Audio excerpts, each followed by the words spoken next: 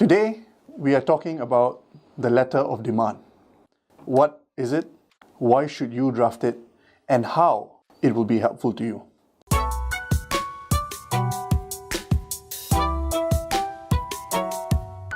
A letter of demand is usually sent to put the recipient on notice, i.e., to warn of the sender's intention to commence legal action, for example, the intention to sue the recipient in court.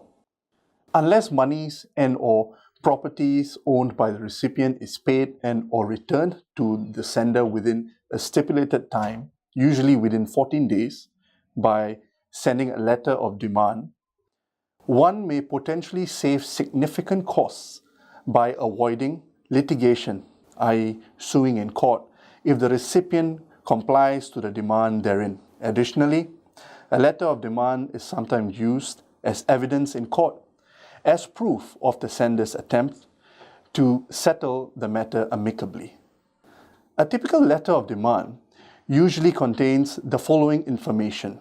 1. The identity of the claimant, i.e. the sender, the identity of the lawyer and/or law firm acting on behalf of the claimant, and their contact details.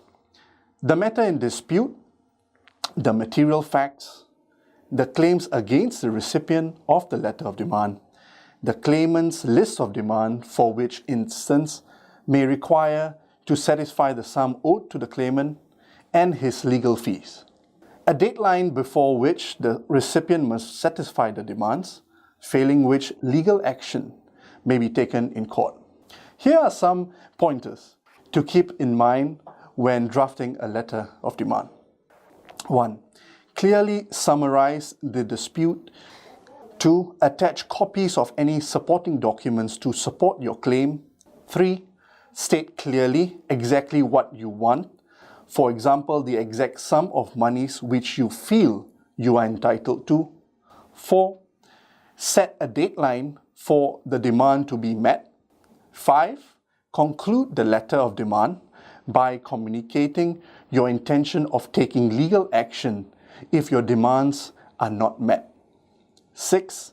Use certified registered mail to obtain proof that the recipient did receive your letter of demand. That's all we have for today. Thank you for watching and tune in again soon.